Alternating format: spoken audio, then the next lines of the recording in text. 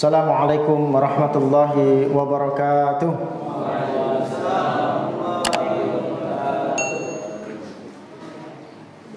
Innal hamdalillah nahmaduhu wa nasta'inuhu wa nastaghfiruh wa na'udzu billahi min shururi anfusina wa min sayyiati a'malina. May yahdihillahu fala mudilla lahu wa may yudlilhu fala hadiyalah. Asyhadu an la ilaha illallah wahdahu la syarika lah wa asyhadu anna Muhammadan abduhu wa rasuluhu la nabiyya wa rasula ba'dah. Wala haula wala quwwata illa billah, amma ba'd. Para jemaah sekalian yang dirahmati oleh Allah Subhanahu wa taala, alhamdulillah kita bersyukur kehadirat Allah Subhanahu wa taala atas limpahan curahan nikmat yang Allah berikan kepada kita, sehingga pada malam hari ini kita diberikan kesempatan untuk bisa bersama-sama kembali hadir di dalam majelis ilmu.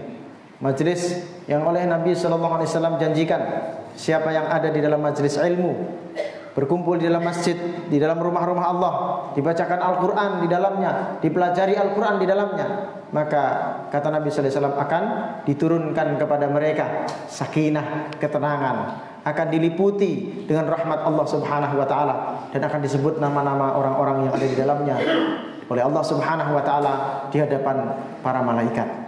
Ini jamaah yang dirahmati oleh Allah Subhanahu wa taala adalah keutamaan bermajelis ilmu yang tidak bisa kita dapat ketika kita mungkin bisa belajar dari media-media online. Mungkin kita bisa mengambil manfaat, menambah pengetahuan ketika kita menonton YouTube, menonton video pengajian-pengajian online misalnya. Kita bisa nambah pengetahuan, tetapi keberkahan itu tidak kita dapatkan, karena Nabi sallallahu alaihi wasallam katakan keberkahan itu didapatkan jika majelis ilmu itu ada satu kaum yang berkumpul di dalam rumah-rumah Allah, di dalam masjid.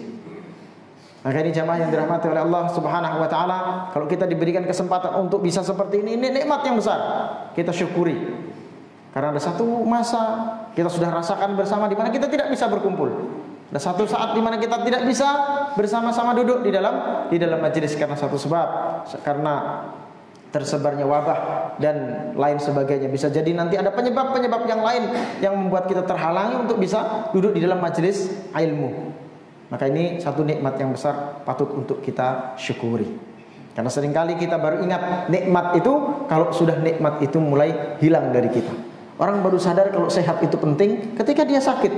Orang baru sadar kalau keluarganya, saudaranya, mungkin anaknya, istrinya bahkan itu penting bagi dia ketika dia kehilangan keluarganya itu. Orang menangis.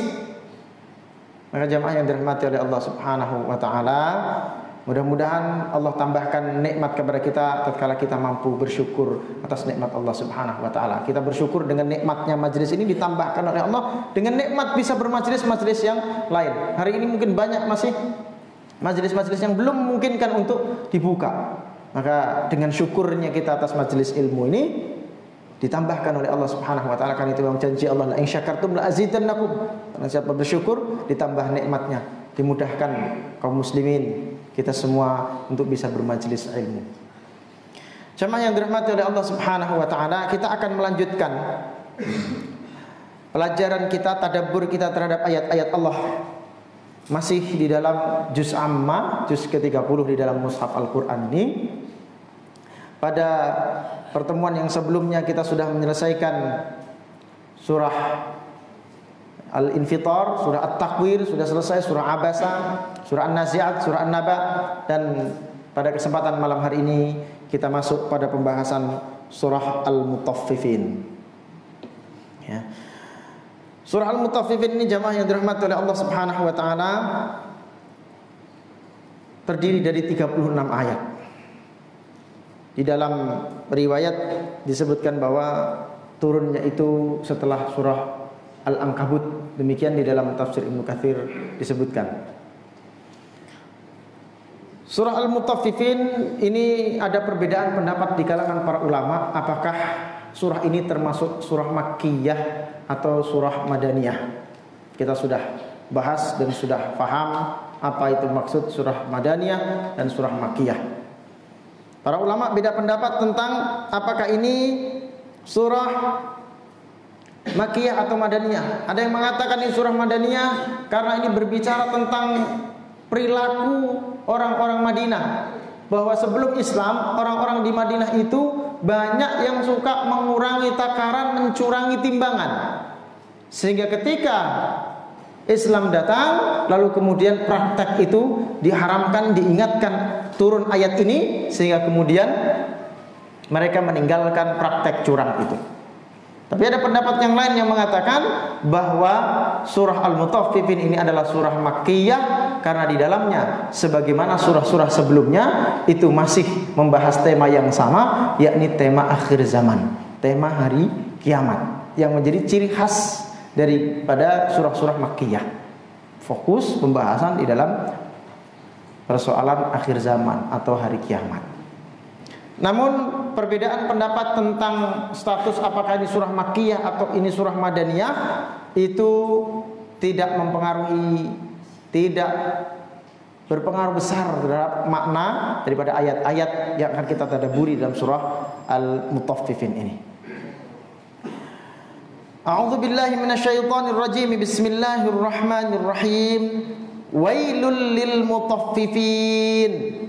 Celakalah bagi orang-orang yang curang. Ayat pertama, Allah Subhanahu wa taala memberikan vonis kepada orang-orang yang curang dengan sebutan wail.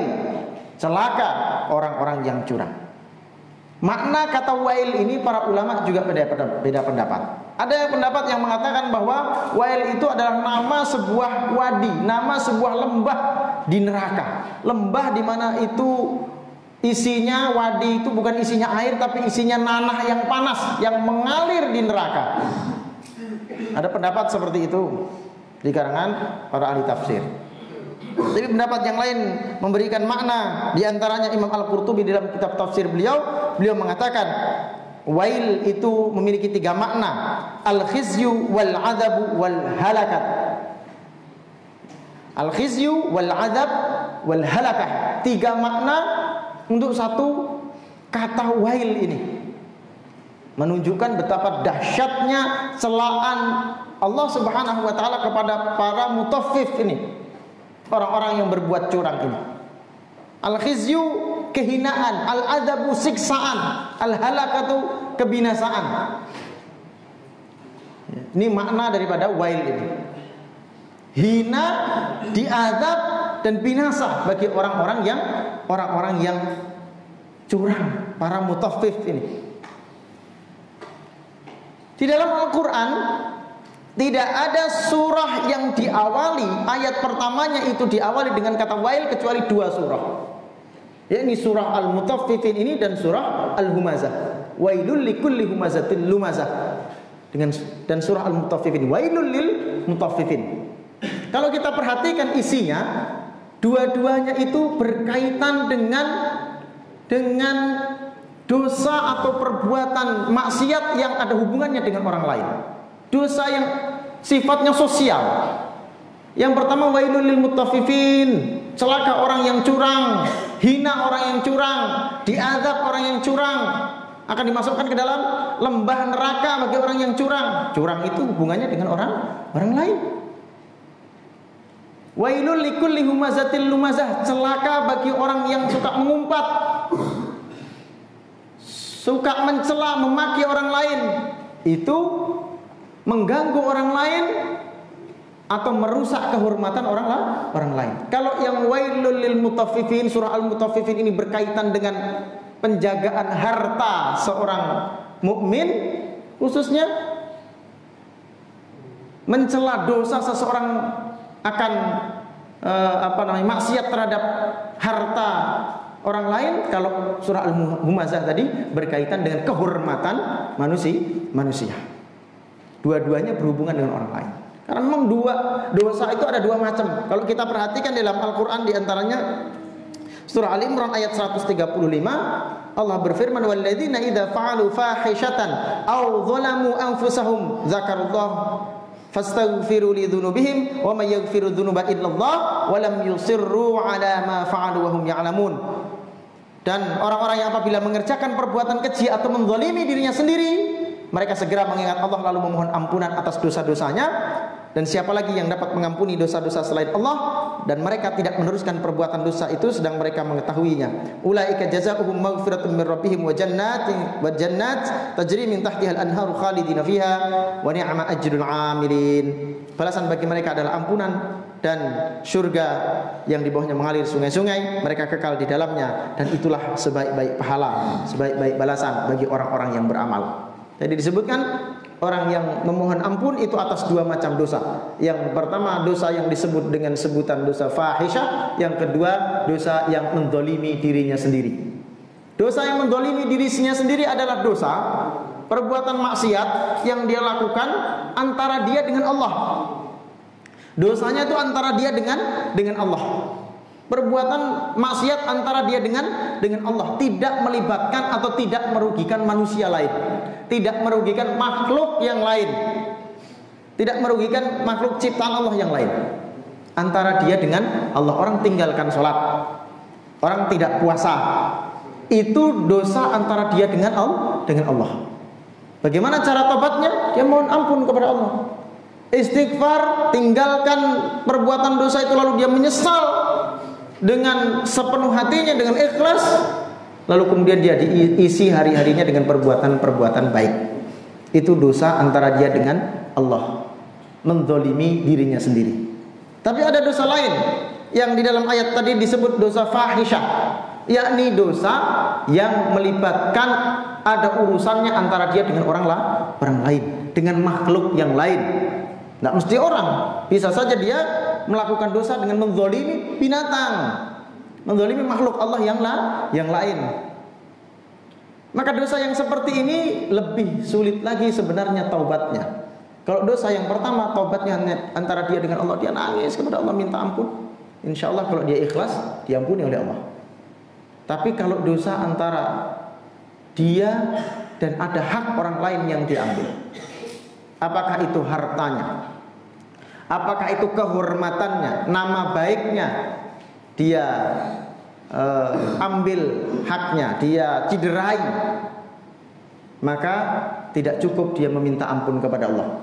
Dia istighfar mohon ampun kepada Allah Subhanahu wa taala, tapi dia juga harus minta maaf, minta halal kepada orang yang dia zalimi, kepada orang yang dia ambil haknya, kepada orang yang dia ciderai nama baiknya, dia kotori nama baiknya, dia sebarkan aibnya, dia fitnah, dia cela, dijelek-jelekkan. Itu dosa antara dia dengan orang lain. Maka dosanya tidak cukup dia minta ampun kepada Allah, dia ambil haknya orang lain, dia curangi orang lain. Tidak cukup dia bertaubat kepada Allah, tapi dia harus mengembalikan hak yang telah dia ambil, hak orang lain yang telah dia ambil. Nah, ini lebih susah lagi. Kalau orang yang dizaliminya lalu kemudian susah sekali dia temukan, dia cari, maka selama dia belum menemukan ini orang ini belum menghalalkan apa yang sudah pernah dia ambil, maka dosa itu belum diampuni oleh Allah Subhanahu wa taala. Nah, ini beratnya dosa yang berhubungan dengan orang lain, dengan makhluk Allah yang lain. Ya. Apalagi kalau kemudian berlaku curang kepada orang yang banyak, hak orang banyak dia ambil. Maka kata Nabi SAW, nanti di hari kiamat itu ada orang yang muflis, orang-orang yang bangkrut. Siapa mereka orang yang bangkrut? Mereka orang yang datang di hari kiamat itu dengan membawa pahala sholatnya, dia membawa pahala puasa, membawa pahala zakatnya, membawa pahala sholat sunnahnya, ibadah-ibadahnya banyak. Akan tetapi sebelum dia masuk surga akan dihadapkan dengan tuntutan orang-orang yang pernah dia zalimi, yang pernah dia ambil haknya, dia pernah cederai, dia rusak nama baiknya, pernah dia fitnah, pernah dia ghibah, dia datang. Ya. Waktu itu gimana bayarnya? Gak bisa pakai uang tidak berlaku di sana. Di hari kiamat uang tidak berlaku. Maka dengan apa? Pahala, amal kebaikan. Oh, sholatnya banyak dikasihkan kepada orang yang dizalimi. Ya. Puasanya ada diberikan kepada orang yang dizalimi tadi. Dia punya pahala zakat, pahala sedekah. Oh, diberikan kepada orang yang dulu pernah dia sakiti, pernah dia rusak kehormatannya, pernah dia fitnah, pernah dia ghibah. Ya belum sempat minta maaf itu dikembalikan, itu diberikan pahalanya tadi. Kalau ternyata pahalanya sudah habis ternyata, tapi ternyata masih banyak orang ngantri untuk minta pertanggungjawaban, menuntut, maka apa? Dosa orang yang didolimi tadi diberikan kepadanya. Amal solehnya banyak waktu di dunia, tapi ternyata dia bangkrut nanti di akhirat. Ya, hati-hati. Apalagi kalau urusannya dengan orang banyak, harta orang banyak, pejabat korupsi sedikit, katanya sedikit tapi milik orang banyak. Ya, itu minta maafnya, minta halalnya kepada orang banyak itu nanti di hari kiamat. Kalau di Indonesia jumlah rakyatnya 250 juta lebih, minta maafnya kepada 250 juta orang itu. Ya, korupsi sedikit ataupun banyak sama aja. Ya, kalau dia mau bertobat, dia minta maaf, datangi itu satu persatu orang Indonesia itu 250 juta. Gimana caranya? Ya. Open house. Assalamualaikum warahmatullahi wabarakatuh. Diumumkan kami mengadakan open house untuk minta maaf kepada seluruh rakyat Indonesia yang sudah saya korupsi uangnya. Nah, itu mengadakan open house. Ya. Maka beruntung kalau ada koruptor itu sudah ditangkap sama KPK, itu beruntung dia bisa tobat betul-betul. Bertobat, uangnya dikembalikan, dia dihukum, lalu dia minta maaf kepada rakyat Indonesia di TV. Ya, dikembalikan uangnya, nggak dikembalikan. Jangan kira lalu kemudian, korupsi sekian miliar, lalu kemudian uangnya dibersihkan, ini hartanya disedekahkan, sumbangkan ke pesantren, ya. Kasih, ini bersih uangnya, bawa keluarga umrohkan ustadz, bareng ustadz umroh, uang hasil korupsi itu bersih. Saya tobat di hadapan Ka'bah, nangis, sujud lama di hadapan Ka'bah. Ya, disangkanya itu bisa menghapuskan dosanya, mendolimi, mengambil hak orang lain. Tidak bisa. Harus dia minta halal, harus dia kembalikan haknya itu. Kalau nama baik yang dicoreng, maka nama baiknya itu yang harus diperbaiki, harus dibersihkan. Nah, ini maka jangan main-main dengan hak orang lain, dengan nama baik orang lain. Demikian luar biasanya Islam ini menjaga hak orang lain, hak harta seseorang, kehormatan seseorang, demikian luar biasa. Sehingga tidak mudah orang kemudian melakukan dosa, maksiat, mendolimi orang lain, merusak nama baik orang lain. Cukup tobatnya kepada Allah, ampun, sholat begitu saja, zikir, istighfar, tidak cukup. Harus kemudian dia kembalikan. Demikian besar Islam ini menjaga hak seorang muslim, seorang manusia, bahkan bukan hanya seorang muslim. Ketika ada orang kafir diambil hak, diambil, dizalimi, maka mereka juga wajib kemudian dimintai maaf atau dikembalikan hak-haknya itu. Wailul lil mutaffifin, celakalah orang-orang yang curang. Alladzina idza talu 'alan nas yastawfun, yaitu orang-orang yang apabila menerima takaran dari orang lain mereka minta dicukupkan.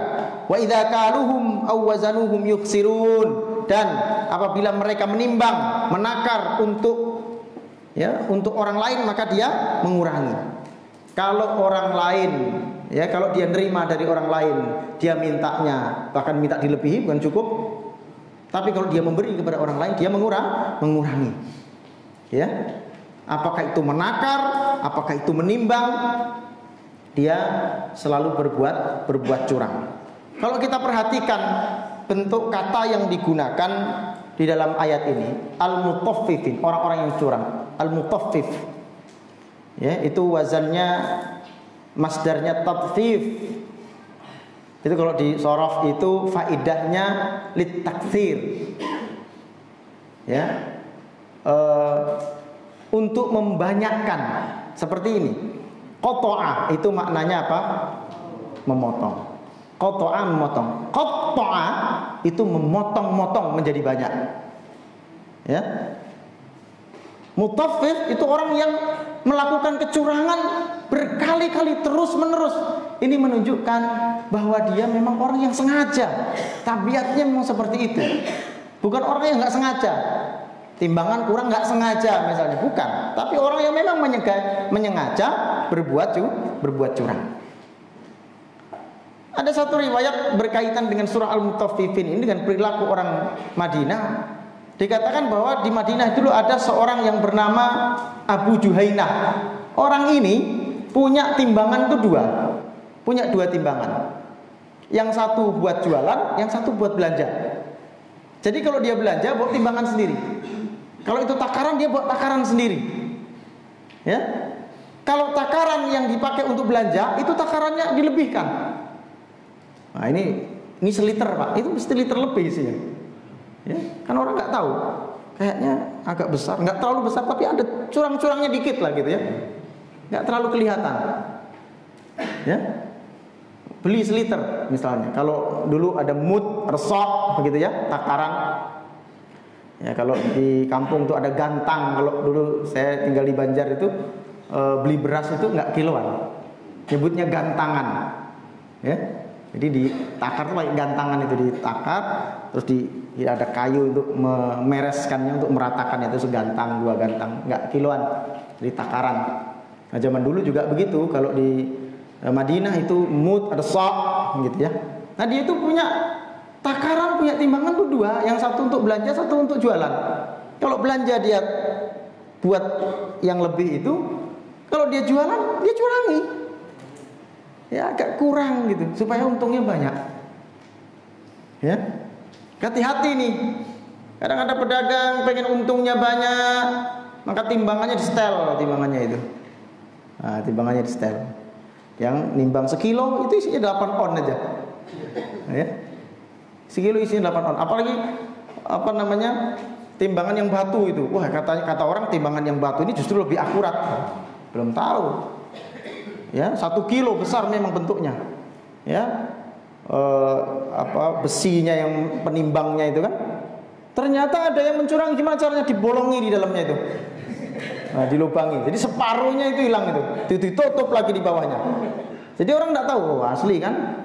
Atau bahkan ada yang ini salah satu ciri di antaranya, ya walaupun nggak selalu, tapi di antara yang bisa dicurigai itu kalau dia jualan kadang begini, ayo 2 kilo 15.000, tapi ini kalau orang kita bilang dacinnya, itu ya batunya tadi itu nggak pernah digeser-geser, di situ aja terus nggak pernah berubah. Ini 2 kilo sudah, dia jualannya 2 kilo 15.000, nggak pernah digeser ini. Karena kalau digeser begitu dibuang ketahuan bolong di belakang, di bawahnya. Ini orang yang curang. Jadi tadi dia bilang 1 kilo itu batu, itu padahal cuma setengah kilo aja ini, atau mungkin 8-7 on aja. Ya. Pokoknya dia curangi, dia kurangi. Nah, bahaya ini. Nah, ya. Ini mutaffif namanya, orang yang curang. Ya. Kalau dia jualan, dia curang. Kalau dia beli minta tambah. Hati-hati kadang istri diingatkan kalau belanja beli ikan di pasar sudah timbang sekilo, sudah ditimbang sekilo, ya. Minta tambahilah 1 yang kecil di atas. Nah, hati-hati nih. Nah, timbangannya kurang anget kan, kurang panas ya. Panas bakar aja pakai bensin biar panas. Kan gitu istilahnya kadang, tambah 1 biar anget. Padahal sudah penuh, sudah sekilo itu. Minta diangetin lagi, padahal angetin di rumah sana digoreng. Ya. Nah, ini mutaffif, hati-hati. Walaupun sebutir tomat, beli tomat ya sudah ditimbang sekilo, lemparkannya supaya anget tadi itu. Atau pedagang juga ada cara yang seperti itu, sudah dituang-tuang gitu, lalu sengaja nuangkannya tuh agak dilempar gitu biar anjlek blek gitu kan. Sudah berat nih, langsung diambil ditakar. Padahal belum nih, harusnya kan nunggu seimbang gitu kan. Ini enggak dilempar, bruk itu kan langsung bruk gitu dia. Berat langsung dituang. Curang. Ini batunya asli. Batunya asli sekilo, cuma ngelempar itu, nimbangnya itu dilempar. Bruk jadi blek langsung diambil. Nah, ini curang. Ini salah satu teknik curang. Wah, tapi jangan ditiru nanti. Ustaz ngajarin ini berarti. Bukan ya. Ini bukan tutorial curang berdagang ya.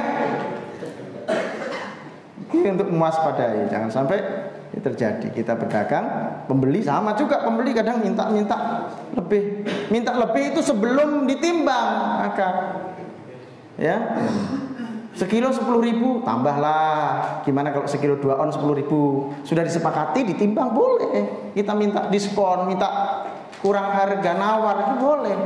Jangan sudah gimana sekilo 10.000 ya silakan timbang, begitu ditimbang kita minta tambah lempar, nambah sedikit kurang ini kurang. Ini hati-hati. Maka banyak kadang pedagang alhamdulillah ada yang jujur nih sudah 1 kilo lebih dikit lah biar enggak ini. Ada yang seperti itu alhamdulillah. Berhati-hati, takut nih kalau ada sampai sedikit saja harta yang haram ya. Takaran 1 liter kan nggak dilihat di dalam itu 1 liter. Kalau sekarang nggak dilihat, dulu masih musim minyak tanah ya, kita beli minyak tanah itu 1 liter itu kan nggak tahu kalau di bawahnya diisi apa itu. Jadi 1 liter itu nggak 1 liter itu 800 mililiter aja mungkin gitu ya isinya. Bahaya itu. Nah, makanya kalau kadang ada yang mohon maaf misalnya di warung jualan bensin. Nah, jualan bensin itu kan kalau botolan kan ada yang diisi penuh 1 liter tuh. Isi penuh 1 liter. Nah, itu boleh mengklaim 1 liter 10.000 gitu ya. Tapi kalau isinya nggak penuh ya jangan bilang 1 liter, bilang aja 1 botol kan gitu.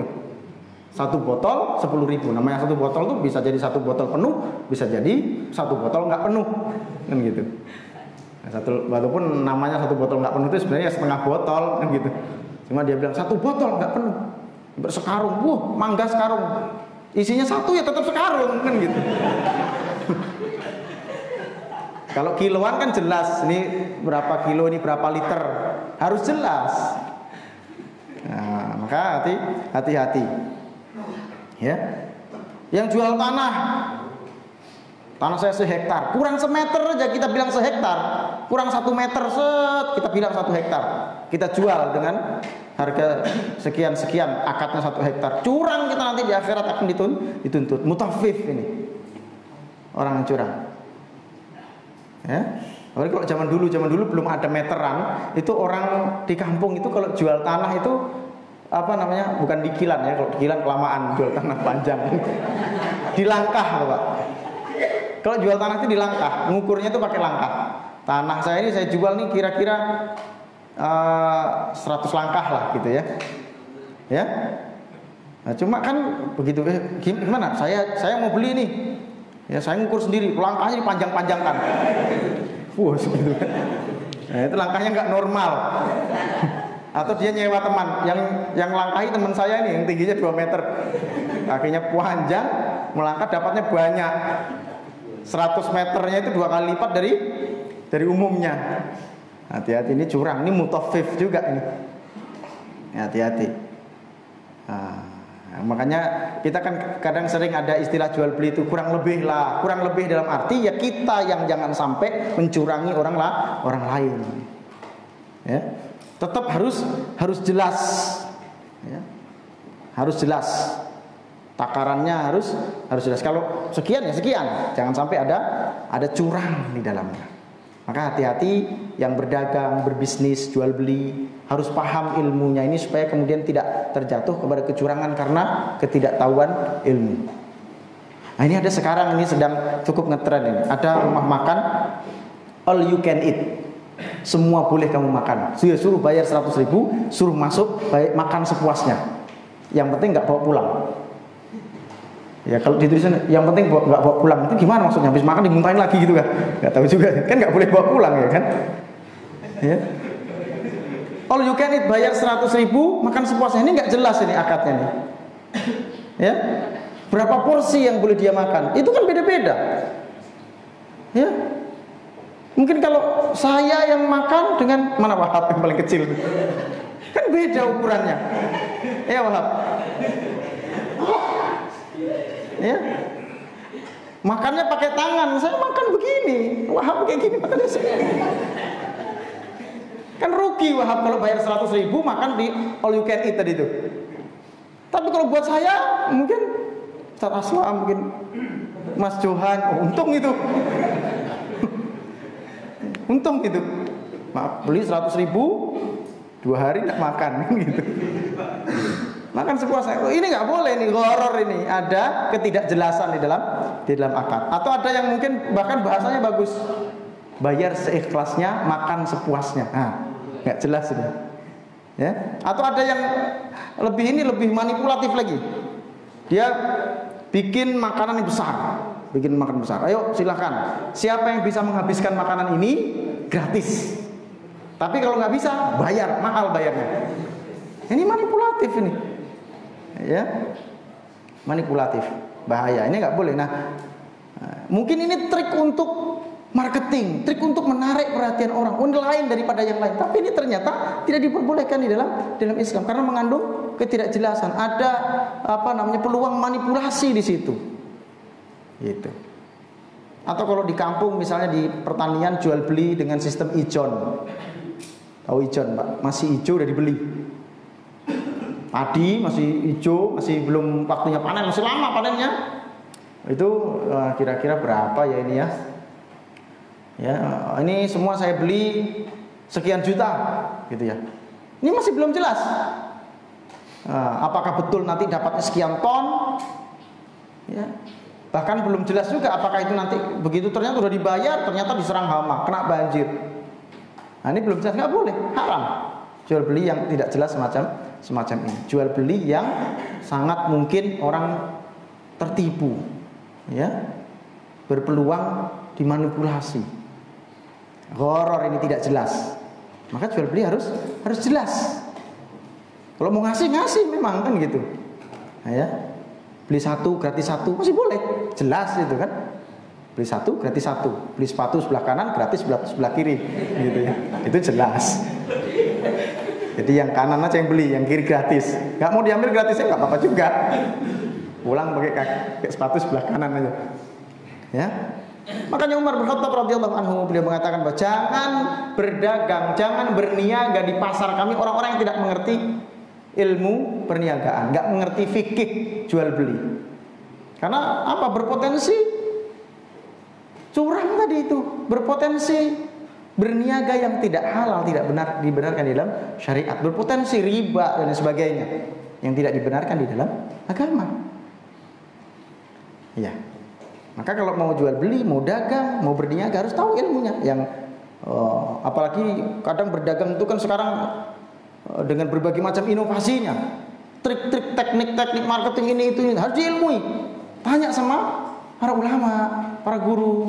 Saya mau bikin dagang begini Ustaz. Ini saya nggak tahu ilmunya. Kira-kira boleh apa enggak yang seperti ini?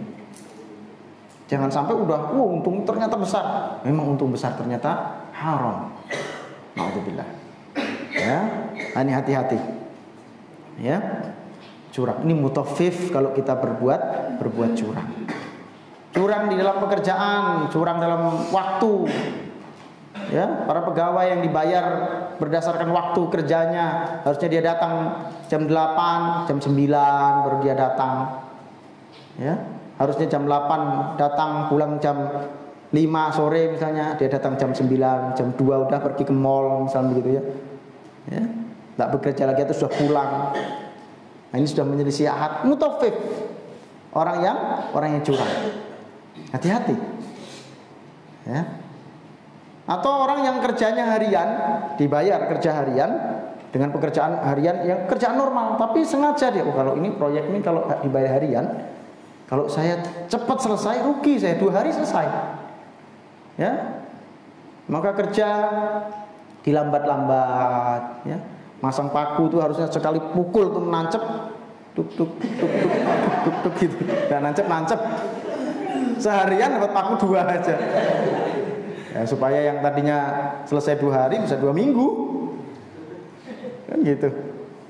Nah, ini juga mutaffif, ini curang juga ini, bahaya, wahil bagi dia, kecelakaan, kebinasaan, azab untuk dia. Ya, na'udzubillah min dzalik. Kalau di dalam hadis Nabi sallallahu alaihi wasallam ada wa kariha lakum, di antaranya yang dibenci oleh Rasulullah sallallahu alaihi wasallam adalah man'an wahat. Apa itu? Suka menuntut tetapi tidak suka memberi. Menuntut haknya dia kenceng banget, tapi kalau melaksanakan kewajiban malas. Ya. Kerja kalau gajinya telat, gajinya kurang sedikit demo. Ya, mohon maaf kalau ada serikat pekerja di sini ya. Tapi ini penting untuk diperhatikan. Bagus menuntut hak. Diingatkan kalau jangan sampai ada orang zalim, diingatkan. Tapi jangan sampai gaji telat misalnya terus demo, gaji kurang 1.000 demo besar-besaran. tapi giliran kerja malas-malasan. Nah ini nggak boleh juga, hati-hati, ini mutaffif juga ini. Ya. Man'an wa hak, kalau dalam bahasa hadis itu menuntut suka tapi memberikan haknya, menunaikan kewajibannya nggak mau, menuntut hak dia kenceng sekali. Nah, ya hati-hati, ini orang yang curang juga. Suami kepada istri, ada hak suami, ada hak istri, kewajiban suami, kewajiban istri. Suami jangan hanya menuntut saja hak istri, tapi penuhi kewajiban istri. Ya, suami datang, apa ini lauk masakan kayak gini terus, nasinya nasi dingin terus, nggak pernah itu tangga nasinya dipanasi pakai magic jar. Sudah dibelikan magic jar, kenapa nggak dipanasi nasinya? Listriknya dibayar, dicabut sampai PLN. Mau pakai magic jar gimana? Ya, penuhi dulu kewajibannya, baru dia menuntut haknya. Makin apa ini lauk kok tempe terus, kok telur terus, ngasih uang belanja 10.000 minta ayam tiap hari. Ya, itu bisa beli telur dirami sendiri, ngetas jadi ayam baru dia potong, boleh dia makan ayam. Ngasihnya sedikit, nuntutnya banyak. Mutaffif ini suami, kalau ada yang begini mutaffif ini. Ya, sudah begitu berangan-angan mau istri 2 lagi gitu. Itu apa enggak nanti tetap telur tapi belah 2? Itu lebih berpotensi curang lagi. Istri 1 bagi 2 telurnya, itu kan ayo nimbangnya gimana? Kalau enggak adil nanti dibangkitkan dalam keadaan miring dia. Ya, diseret wajahnya di tanah. Naudzubillah min dzalik. Hati-hati, mutaffif. Orang tua kepada anak, pengen anaknya soleh tapi nggak pernah didik anaknya, anaknya dibiarkan nggak karu-karuan, disekolahkan nggak tahu sekolahnya kemana, yang penting sekolah. Apalagi sekolah online, hati-hati bapak ibu sekarang lagi zaman sekolah online. Alhamdulillah enak sekolah online, nggak perlu ngantar, kasih HP tinggalkan. Habis itu pengen anaknya jadi anak soleh. Itu bukan anak soleh, solehnya pun soleh online. Ya, nah ngaji setel kan ini murotal, ngaji mas sudah. Solehnya soleh online. Nah ini bukan, tentu online adalah media, tapi jangan sampai maksud saya orang tua itu lalu kemudian terlena. Yang penting belajar online di HP itu. Nah, ini bisa jadi berpotensi mutaffif juga, orang tua curang juga kalau kemudian dia berharap anak itu menjadi anak yang soleh, berharap anak itu, ya katanya anak itu investasi akhirat, tapi kemudian kita tidak betul-betul nggak dididik anaknya dengan didikan agama, lalu berharap menjadi anak yang soleh. Mutaffif. Nah, termasuk pemimpin dengan bawahannya, pemerintah dengan rakyatnya. Rakyat nuntut, wah pemimpin harus begini-begini. Betulkah kita sudah memenuhi kewajiban kita sebagai rakyat? Kan gitu ya. Ya, wes kalau nuding pemerintah, koruptor itu, suka main suap itu. Begitu ketemu polisi main damai, atur damai pak. Kita ini memang negeri cinta damai. Ketemu polisi tak damai kita kerjaannya. Insya Allah. Nggak seneng sama pejabat korup, nggak seneng sama pejabat curang, kita juga seneng berbuat curang. Gimana pak? Ngurus apa-apa kok susah betul ini kayaknya nih. Saya pak punya waktu cuma sehari pak, tapi ini harus seminggu pak baru selesai. Bisa lewat jalan tol nggak pak? Besok tuh jalan tol Bangsam ada. Kalau jalan tol bayar. Nah, hati-hati. Kita ingin pemimpin adil, tapi kita sendiri tidak adil. Kita sendiri senang juga curang, senang juga main suap-suap. Wah, instansi itu memang korup semua, senang itu disuap itu. Ya, kan kata Ustadz Ar-Rasi wal Murtasi finnar, tuh ada hadisnya. Siapa yang disuap dan menyuap semua di neraka. Kok kamu tahu kalau instansi itu gampang disuap? Kemarin aja aku ngurus dia minta, ya aku kasih lah. Nah ini dia mencela-cela penguasa, curang, korup, dia sendiri rupanya partner korupnya dia, itulah orangnya. Nah ini ya, hati-hati ini. Mutaffif, orang-orang yang curang. Ya. Hati-hati, wailul lil mutaffifin. Celaka orang yang curang. Bahkan orang yang mencurangi timbangan, orang-orang curang ini dalam sejarah itu pernah ada satu kaum yang disebabkan perilaku curang ini, tentang bagaimana Nabi Syuaib, kaumnya Nabi Syuaib itu. Ya. Kenapa kok masih sudah habis waktunya? Ya. Kaumnya Nabi Syuaib itu dihancurkan, diazab oleh Allah Subhanahu wa taala, dilenyapkan karena suka mengurangi timbangan, mencurangi timbangan tadi itu. Hingga akhirnya dikirimkan kepada mereka kering kerontang, kemarau yang berkepanjangan, panas sampai dikatakan panasnya itu sampai membuat mereka kehausan, membuat kering tenggorokan mereka. Setelah panas lalu kemudian dikirimlah awan mendung, awan hitam. Mereka berbondong-bondong datang ke situ. Dikiranya itu mau hujan. Ternyata begitu mereka berlindung di bawah naungan awan itu, petir menyambar. Mati semua mereka. Karena apa? Berbuat curang, mencurangi timbangan. Ya. Ada satu kaum yang hilang karena berbuat curang, mencurangi timbangan. Na'udzubillah min dzalik. Maka hati-hati jangan sampai kita menjadi seorang mutaffif, menjadi orang yang curang dalam bentuk apapun. Ini menunjukkan memang hak seorang muslim itu tidak boleh sedikit pun dilanggar. Ya, dicurangi, dikurangi. Maka perhatikan betul ini, jangan sampai kemudian kita berbuat curang walaupun sedikit. Karena sedikit itu jangan sampai yang sedikit yang kita anggap tidak apa-apa, yang kita anggap tidak masalah, ternyata mencelakakan kita nanti di akhirat. Ya. Ayat berikutnya, ayat 4. Ala yadhunnu ulaika annahum mab'utsun. Ayat keempat, tidakkah mereka mengira bahwa sesungguhnya mereka akan dibangkitkan? Berikutnya, liyaumin azim, pada suatu hari yang besar, yakni maksudnya hari kiamat. Yauma yaqumun nasu li rabbil alamin, yaitu pada hari semua orang bangkit menghadap Rabb, penguasa seluruh alam.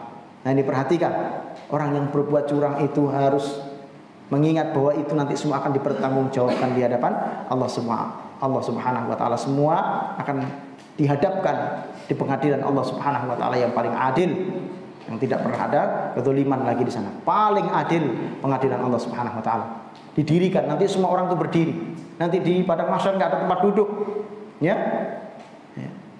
VVIP itu ditempatkan hanya untuk para nabi, orang-orang soleh dan para syuhada. Tempat VIP. Apalagi orang-orang yang berbuat curang, orang-orang yang berbuat khianat. Bahkan dalam hadis Nabi sallallahu alaihi wasallam, khusus untuk orang yang berbuat khianat ini nanti akan ditancapkan kepada mereka itu bendera pengkhianatan. Orang yang pernah berbuat khianat, tancapkan kepada mereka pengkhianat. Itu nanti di hari kiamat, sehingga orang semua lihat ini pernah berbuat khianat. Ya. Diadili kita semua. Tidak ada satupun kecurangan kita yang kata, kita curang dikit orang nggak tahu. Ya. Dulu pernah ada seorang kawan sampai di akhirnya memutuskan keluar dari pekerjaan itu, kerja di bengkel ya. Kerja di bengkel. Di bengkel itu dia rupanya pekerjaannya ngisi oli. Kadang ada orang ngisi oli mobil, bengkelnya bengkel mobil. Itu kalau mengisikan oli itu sengaja tidak sampai habis. Disisakan memang sedikit, tidak berapa banyak, beberapa mili. Dituang, enggak sampai habis, disisakan. Tiap hari dalam beberapa, kan sehari itu banyak orang mengisi itu kan. Nanti sisakan masih banyak. Ya, sedikit itu banyak botol atau banyak kaleng itu dijadikan satu lagi lalu dijual untuk mendapatkan keuntungan. Nah, dari situlah para pekerja-pekerja itu mendapat, kalau kata orang sekarang katanya cipratan api neraka, yaitu sudah. Kok seneng pengen dapat ceperan api neraka tuh kok bisa? Ya. Dia nanya gitu, gimana Ustadz, katanya ya. Kalau saya nggak ambil itu, teman-teman saya itu menjauhi saya, terus jadi budaya, katanya begitu. Ya kalau memang tidak bisa dihindari, ya mending ditinggalkan pekerjaan itu. Ya. Bahaya, itu curang juga, mungkin sedikit, tapi itu curang, sengaja, karena ini memang sengaja. Lain kalau memang bapak mungkin ada yang bengkel bisa ngisi oli sisa setetes yang nggak sengaja, itu tentu bukan itu yang termasuk di dalamnya kan gitu. Ini sengaja memang menyisakan untuk supaya bisa dikumpulkan untuk dijual lagi. Hati-hati. Nah, ini termasuk mutaffif, orang yang curang di dalam timbangan. Orang yang diancam oleh Allah Subhanahu wa taala dengan ancaman wail, celaka, binasa, diazab oleh Allah Subhanahu wa taala, akan dimasukkan ke dalam sebuah lembah di mana lembah itu isinya bukan air tapi nanah yang mendidih, nanah yang panas. Nauzubillah min dzalik. Jemaah yang dirahmati oleh Allah Subhanahu wa taala, mudah-mudahan kita dimudahkan oleh Allah Subhanahu wa taala untuk mendapatkan rezeki yang halal. Dicukupkan kita dengan rezeki yang halal dan dijauhkan kita sejauh-jauhnya dengan rezeki yang haram. Karena rezeki yang haram dari buat-buat curang ini tadi itu kemudian bisa membuat keluarga kita menjadi keluarga yang tidak berkah. Anak-anak kita, anak disekolahkan sekolah pesantren, sekolah Islam, tapi biayanya dari hasil curang, ya, hasil manipulasi, maka tidak akan berkah.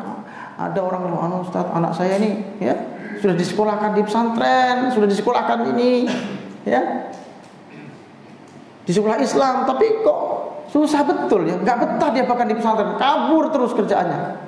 Salah satu yang mungkin bisa untuk diperiksa, bisa jadi harta yang kita gunakan untuk membiayai itu harta yang tidak baik.